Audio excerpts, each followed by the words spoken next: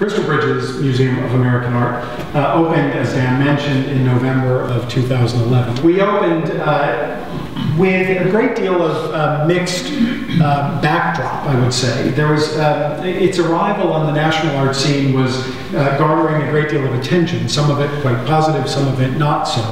Many of you will know some aspects of the story of how Crystal Bridges came to be and why it's in Bentonville, Arkansas. So I'll go through that relatively quickly to move forward. Many people know, of course, the story of Alice Walton. Alice is the only daughter of Sam and Helen Walton. Sam Walton, of course, who founded a small company called Walton's Five and Dime, which became Walmart, which became the largest company in the world in his own lifetime, an extraordinary achievement in a single generation. In Bentonville, Arkansas, and the first store still graces our town square. So this little Walton's Five and Dime opened in 1961, and it's literally the centerpiece of the town square of Bentonville. It still looks exactly like that. That shot was taken about a month ago.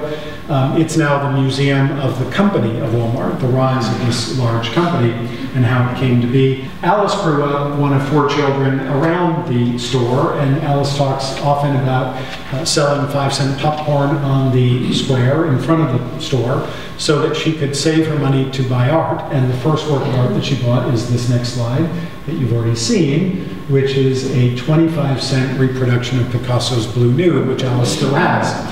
And over the years, as she became more enamored of art and more studied in the history of art, her taste became a little bit more ambitious and sophisticated, and she began collecting in great earnest American art. She will often tell the story that her love of American history was born in her childhood. Her parents took the children on every vacation they could take to the national parks. And in those national park vacations, Alice and her mother would sketch the beauty of the landscape. She would try her hand at watercolor or acrylic paints. And she says that it wasn't until she became a serious student of art that she fully understood American history, that art was the way in which history came to life for her. So considering how art had enriched her own life and learning, Alice wanted to share that experience with others. She felt that great works of art should be accessible to everyone, not just those who happen to live in or near a metropolitan area or had access to great collections. Alice began to kind of inform herself about what it might take to build a museum. She traveled the country and traveled the world looking at museums, looking at collections, and beginning to understand what it would take and how a museum might function in a place like Bentonville. And in that process, she began to think about the component parts that would be important for Crystal Bridges to succeed. Another very important aspect, back to this idea of integration, was that the architecture itself blend very respectfully into the landscape. This idea of art and nature, architecture and nature coexisting very sympathetically. And the land, I'll tell you, was very special to the Walton family. That house property was about 6 acres, and over the years, as pieces of property, little parcels came on the market, or there was the possibility that someone was going to build a development or a new street, Mrs. Walton quietly would acquire that property and keep it natural, keep it in its native state. Alice tells the story that her mother often said to the children, let's make sure we keep this property intact. Someday we may use it for something very special. And at the very end of Mrs. Walton Sr.'s life, Alice's mother's life, Alice brought her to the property and told her about this plan for the museum. And her mother, who was unable to speak at that time, was able to nod and got teared up and said that yes, this is the right thing for them to do. So there was this kind of coming full circle of the respect for the land and the way in which this museum would be part of that respect. And so the architecture was quite important, and in fact the selection of the architect was critical. Alice, after having traveled around the world, she visited Los Angeles, and she went specifically to see the Getty Museum, the Richard Meier buildings. But while there, she went to see the Skirball Museum, which is the Jewish Cultural Center at the base of the hill that the Getty sits on. And while there, she fell in love with the idea that these pavilions, Moshe Safdie designed pavilions for that space, this is a shot of Skirball, that both integrate into the natural landscape, but also offer you these many different, quite well-framed views of the land that you're walking through. And so she called Moshe Safdie, not knowing him, out of the blue. And she said, "This is Alice Walton. I wonder if you'd come to Arkansas and visit with me." They walked the property, the 100 acres, 120 acres of land that Alice planned to build the museum somewhere on the site. It's quite a hilly terrain. There's a bluff, there's a river, a creek running through it that's spring-fed. And as they're walking on this very chilly day, Moshe Safdie falls into the pond and is frozen, and he continues on. He would not stop, and so they continued their track, and they talked about the kind of spirituality of the place, the specialness of this landscape. They talked about her vision of architecture that would really respect the natural landscape and would be fully integrated into it. And at the end of the long day, cold session, Moshe Safdie said to Alice, "I suppose this means you're beginning your architectural selection process now." And she said, "No, we've just completed it. You're it." The property was dedicated to Alice's mother, who had only then recently passed away. And the art world began to take notice. And this was where some of the consternation and concern began. And it began around this particular acquisition. You may recall in 2006, Alice bought Kindred Spirits, Asher B. Duran's greatest accomplishment, this wonderful elegiac painting about the death of Thomas Cole, the great American landscape painter. And it's really a signal work in the development of American landscape painting in that Hudson River School moment. And when this painting was acquired from the New York Public Library, where it had been hung for a century, not many people knew very much about Crystal Bridges, what its intentions were, and the idea that this was going to be a real museum.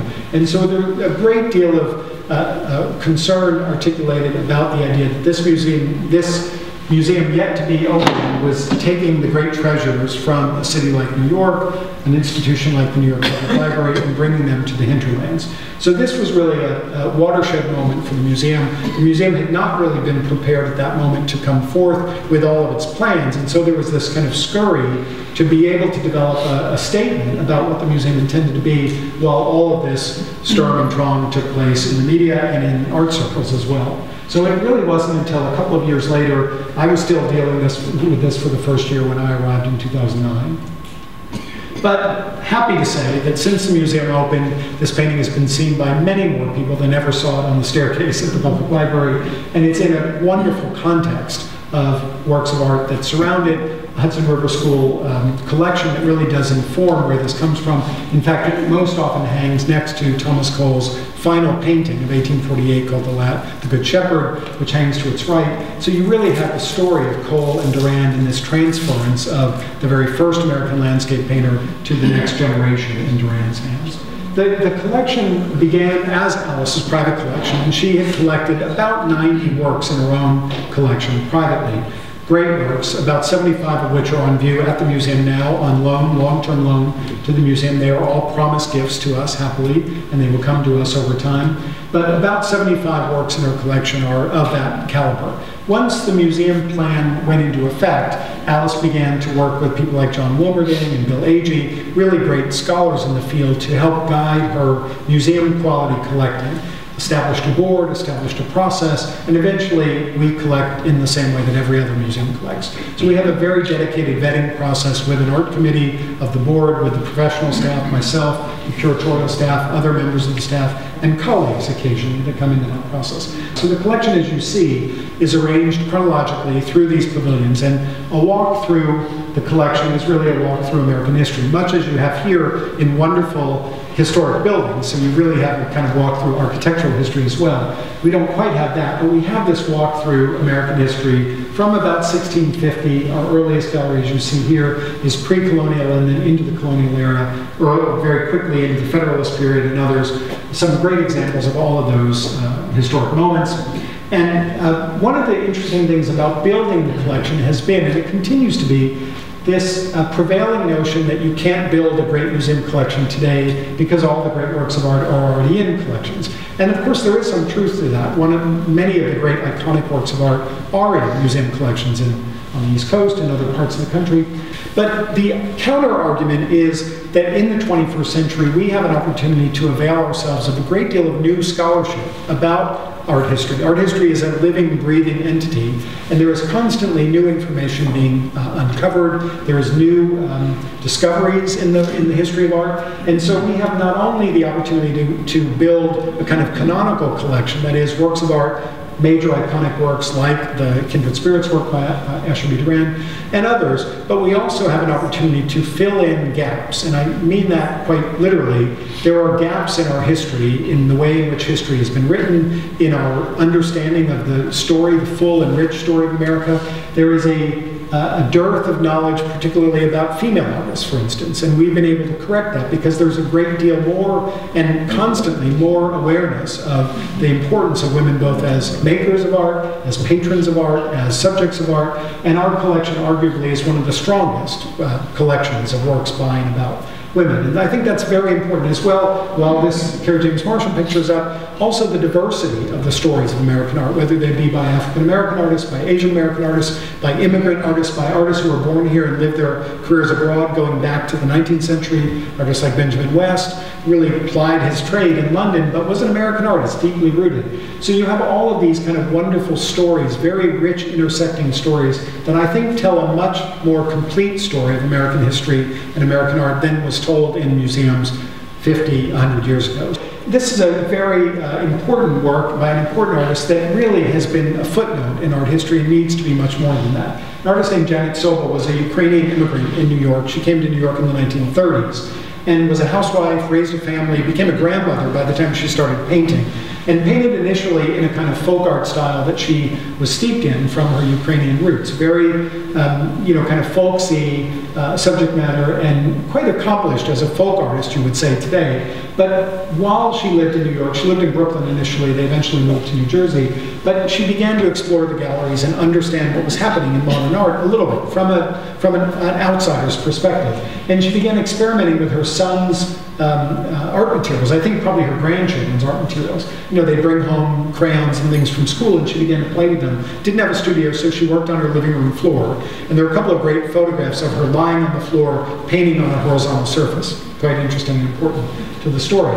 And as she developed this kind of keen awareness of the experiments that were happening with the burgeoning abstract movement, she began to experiment with the ways in which she put paint on that horizontal surface. She began to drip and pour paint. She began to use gravity to tilt the canvas and let things move as they will. And I think I have a detail, you can see some of that movement. Then she'd tilt the canvas the other way, and so gravity would take the paint this way and that way. She began to blow the paint around the surface with a little pipette or a straw. And all of these kind of layers of different ways of pouring and embellishing a surface with paint became quite interesting.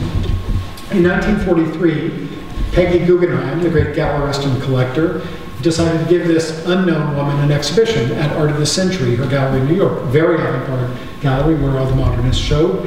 And a young critic named Clement Greenberg brought a young artist named Jackson Pollock to see the show. And they commented that this was the most modern painting in all of New York, and that this all-over composition of drips and pours was the most advanced painting they had seen in the world.